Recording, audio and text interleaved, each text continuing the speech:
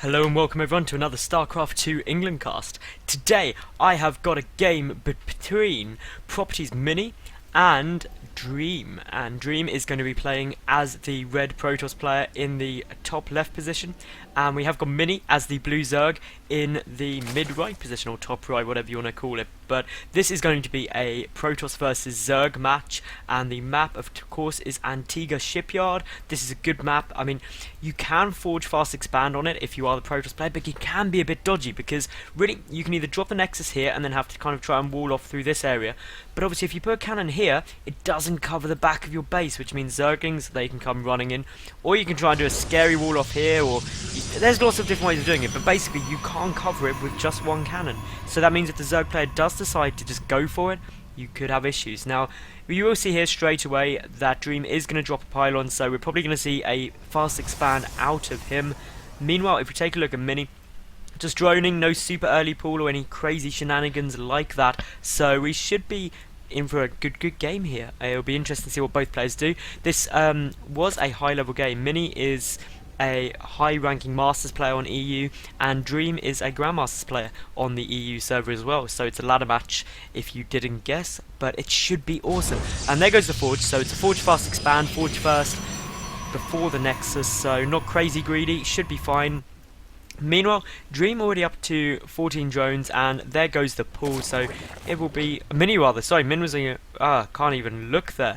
Mini was on 15 drones or 15 supply, and then got the pull. So 15 pull is very standard. You get the pull first in ZVP purely because otherwise cannons can be a nightmare. And on this map specifically, with good pylon placement, you can actually be really screwed. There's no other way of saying it. You can get your natural base completely taken down, and if we do look here, Mini's just going to go out and take that base super early. The probe won't get there to block it, and I mean, will we see any cannons go down? It is something which is perfectly possible. Judging by the position of this probe, it could be what we're about to see. I mean, he's positioned himself right behind the mineral line. It's somewhere you can very nicely get cannons in there, and we will see the Mini is just bring that Overlord over just to see what is going on. And here comes the drone, just like, no, you are not building cannons in my base. It will make me sad. And let's watch this little probe fight. Oh no, they're going to run away. Overlord just running through dDreAm's base. dDreAm meanwhile got his Nexus down, got his Gateway on the way. We're probably going to see a cannon shortly out of him. There we go. Actually no, not going to put it there. Can't really decide, and this is exactly the problem, because this cannon here, you can actually go around and take very little damage with Zerglings, so would take 2 there. And there you go, we will see that, well, Mini did something there, I'm not quite sure. It wasn't major, but some Zerglings are out, and this probe is going to just run away. And so far we've got kind of good work by both players. We need to see really Mini take this third base. That's the response to a forge fast expand, is getting that third. And as I say it, this is brilliant. So here we go, Mini just grabbing that time. That's actually a really early timing for it, because generally you don't see that third base until, roughly speaking, 420 to 430, but that came out about 410 I believe, so a very early hatch there. And I mean, if he keeps it up, that'll be fantastic. Economically he'll be in a great position, but I mean, if we take a look here, we've not got anything coming out particularly, just a Zealot on the way, kind of boosting out some probes, only 1 gas as well, so dDreAm just going for a very kind of mineral heavy build at the moment. Getting a Zealot out will be interesting to see if he follows that up with a Stalker or just more Zealots. And there's the first one out, just getting a pylon in his base. And there goes 1 Zergling down, which does kind of give a bit of information. And a second Zealot on the way for dDreAm. Now this third base could be in some trouble here. And currently, we've just got Queens on the way, nothing other than Queens. Quite a lot of lava stacked up, and here we go, 5 drones coming out now. That is a complete drone wave, and that means there's going to be literally, well, there's 3 Zerglings to try and deal with this 1 Zealot, and a second one just finishing up now. So this could be really difficult, because obviously Zealots do very well against Zerglings, especially when they get free hits off like that. And I mean, it takes kind of, well, 4 to 6 Zerglings to take out a Zealot, depending on how amazingly you micro. But basically it's going to be tough now, and only 2 more Zerglings on the way now for Mini. He's getting a lot of drones, and I think that could be a problem purely because there are now 2 Zealots, and 2 Zealots definitely beat 5 Zerglings, so this could be really tough for Mini here. and this base could be in a lot of problems. And I mean, still we will see that a pylon is coming down in this forward position here. That means that warpins can go down. A third zealot is on, no, it's a probe, sorry, a probe on the way, so we'll probably see some even more forward pylons. And I mean, some good damage being done here, good micro, the Queen massively helping out with this defense. And I mean, that was very, very nicely done by Mini there. But here comes a pylon, and that could be a lot of problems. But Mini's just doing great. Look at the worker count, 38 workers already, and it's getting 7 more out as well. That'll put him a lot in the lead. And this probe is still just moving forward again, and it's going to die pretty damn quickly. So that probe was a bit suicidal. It didn't like its job. It was like, no, I don't want to be out here. I'm just going to kill myself. Sort of like Apple employees at Foxconn. Ooh.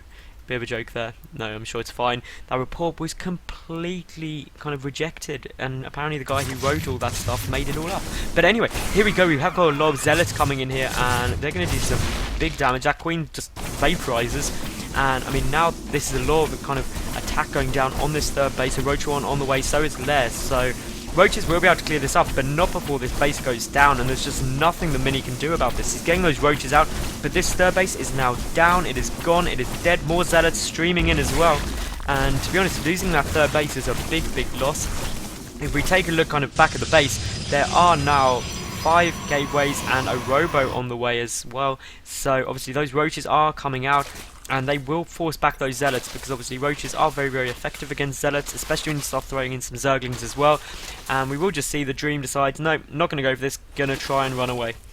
And that is exactly what he's going to do. He's going to run like a little girl with his tail between his legs, and that's the right move here. You don't want to overcommit. He's done huge damage by taking down that third base, and holy War Prism, this is going to be awesome. We're going to see some drop play out of Dream, and that should be brilliant. Mini may have a bit of problems here, but we will wait and see. It all depends how he goes about this. And great use of the Overlord to get vision of the high ground to pick off this pylon. And that means 2 free pylons here for Mini, and it will supply block Dream now. And momentarily, I mean, he will get supply blocked again when this one does actually go down. And the War Prism is finished, but where are you, oh War Prism? There we go. So trying to find this War Prism, and we've got sentries in there and also a Stalker, so this could be pretty dangerous, because obviously the sentries can use force field to wall off the ramp, preventing any reinforcements getting in. No Overlord spread either here, so Mini is just going to have no idea what's going on. Meanwhile, Mini is going in for an attack, and he's also taken his 3rd gold base now. That's absolutely fantastic there. If it's not scouted, it could do a lot, but I mean, here we go, a drop coming in here, and Mini's army is all the way over at Dream's base. That could be a lot of problems. All the drones just being pulled, a couple of Roaches are there though, and Dream just picking up again. Now, this gold base is going to be huge. If this isn't scouted by Dream, this could frankly win the game for Mini, and it's all because of the extra income. But if it's scouted, it's in such a vulnerable position, so far away from the rest of his base. And to be honest, Mini's probably getting a bit suspicious, because his third base hasn't been retaken, and he's seen that there's not much army around. So to be honest, I'd be getting a bit nervous. Blink is on the way for Dream as well. All of these Overlords are going to go down if he is not exceptionally careful, and that's quite a big loss. It's great force fields, but Zerglings do get through, so they're all going to have to be picked up. And here comes the Mutalisks, and this could be very, very effective, and that War Prism is going to go down. There is no other way to say it. It's going to die. Obviously, upgrade-wise, +1 upgrade for those Mutas on the way. The Mutas are going to do some damage, and there's only a couple of Stalkers around, and just being able to pick off a couple of free Stalkers is absolutely great. Meanwhile, while that Mutaras is going on, some Zerglings are going to be going for a run-by, and that gold base is still up for Mini. Dream has no idea that is there. He is getting his upgrades, though, +2 on the way. He doesn't have any armor upgrades. Oh no, he does have +1 armor. Blink is being chrono boosted out at the same time. Meanwhile, I mean, +1 air on the way for Mini. His gold base is still up. There's quite a lot of stuff around here. That third base for Dream was denied by those Zerglings, and I mean, that was very, very good play. These Roaches are walking into their death though. I mean, 2 Immortals will make such short work of 4 Roaches. I'm surprised that Dream even used force fields there, but free stuff is free stuff. Any kill is a good kill, and I mean, still, this gold base is essential. I'm amazed Dream hasn't just sent something down just to scout it, but regardless, this could be a bit of a problem. A lot of Mutas coming in, and these Mutas will be able to clean this up, focusing down the sentries, and losing sentries is obviously not the best thing in the world. A couple more zealots are going to go down. The stalkers should be able to blink away to safety, and there's one cannon there and a lot of stalkers, so the mutas will probably be forced back now, but not before they try and do a bit more damage. A lot more stalkers are coming in here as well. Meanwhile, that observer is just kind of poking around and seeing what is going on, and to be honest, it's amazing it hasn't just gone down to that gold base.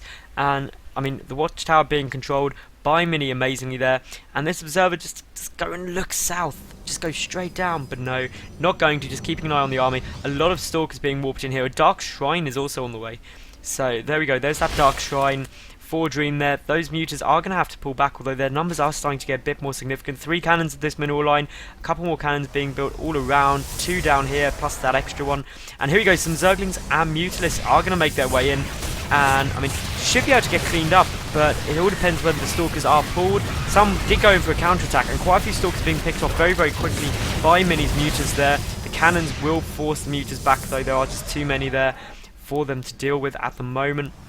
And I mean, that Dark Shrine just finishing up straight away now. Will be interesting to see whether it does go for DTs or Archons, or what exactly is that Dark Shrine will be used for. And obviously we do have a 5th base on the way now for Mini. These mutas are just picking off a couple more stalkers. Now, Dream is being a bit careless with his stalkers here. I mean, he knows there's a lot of mutalisks out. +2 is half done, +1 ground carapace on the way as well, +1 flyer carapace, so there's a second spire somewhere. There we go, dual spire is rather hardcore, I've got to say. And I mean, just taking a look around at what's going on, I mean, this 5th base, again, just out position, hidden, and if Dream doesn't scout it, then he could have quite a few problems. And really, Dream doesn't seem to be, he looks like he's going to be going for Archons, but these mutas are just coming back in, and they're just doing such a nightmare job. They're keeping Dream confined to his base, and this is really why a lot of Protoss players struggle with mutalisks, because they can't move out of their base, because the counterattacks from these mutas are just so strong, deal so much damage, and not to mention the fact that stalkers don't even do very well against mutas, because they do bonus damage against armor, but obviously mutas aren't armored units, so that could be a bit of a problem. Just giving everything a poke around. Some DTs are coming in here. I knew something bad was going on somewhere. A great transfuse on that hatchery, but there's absolutely no detection, so that hatchery almost certainly going to go down now, but it doesn't matter too much, because obviously there are 2 spare in the south of the map, and those mutas will, and zerglings will clean up the DTs. And I mean, if behind Dark Shrine is very, very true, did pick off that hatchery there, which is very, very nice. Meanwhile, all these zerglings just running around, because here comes a DT down to check this base, and again, no detection down here yet, and that could be a bit of a pain. And this is absolutely fantastic work, just kind of moving those zerglings around, preventing the DTs from being able to get into the base. And this one DT just going to come and scout up here, see exactly where the bases are. There's a lot of spines coming down here. There's a spore at the gold base as well, which is fantastic. Meanwhile, all the stalkers having to stay back just in case of a mutalisk counterattack, and a lot of cannons coming down here. Wow, that is an awful lot of cannons. And I mean, Dream is not looking in a good spot. Mini is pretty much maxed out again now. The only thing he did was take out this base, but obviously there are spares, and if you've got spare bases, you are absolutely fine. And the mid and late game of StarCraft 2 is all about expansion management. Meanwhile, we have got +2 flying carapace on the way. I believe +2 attack is already done, and a big muta zergling ball. And to be honest, this could be huge. It's going to be a big push going in, and it all depends how well Dream does try to defend this.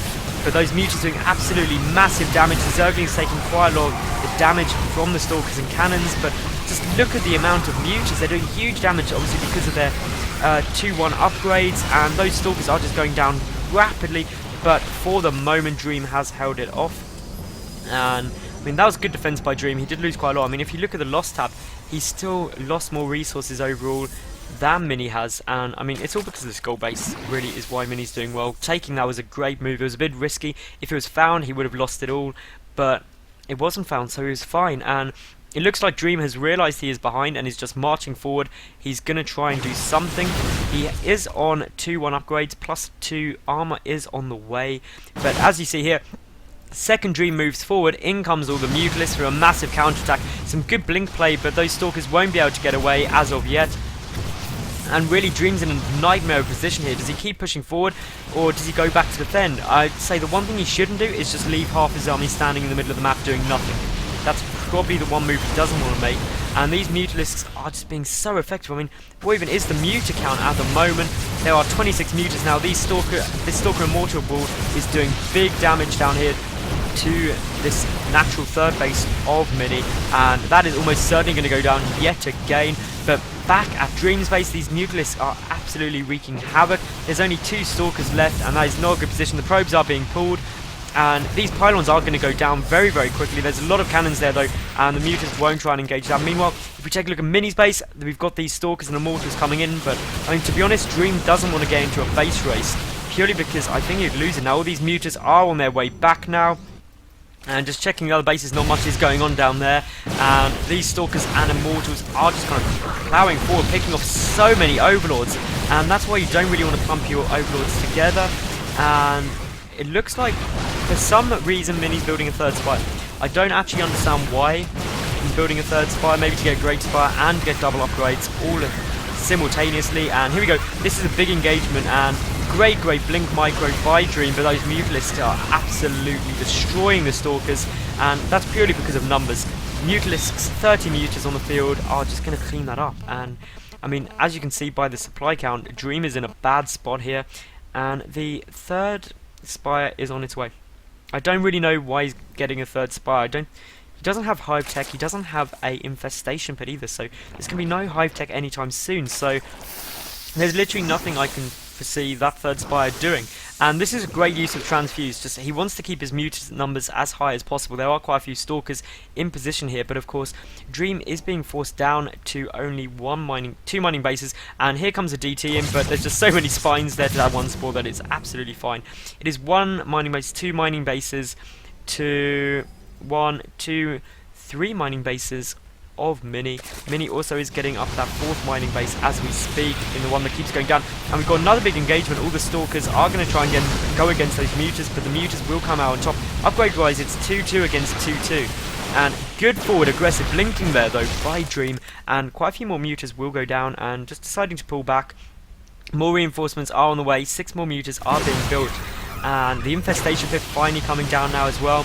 And just look at that Blink Micro, absolutely amazing Blink Micro. But to be honest, I think Mini should actually come out on top here just from the splash damage. Just doing an awful lot of damage with those Mutalisks, and this just really shows how much of a nightmare it is for Protoss to deal with Mutas.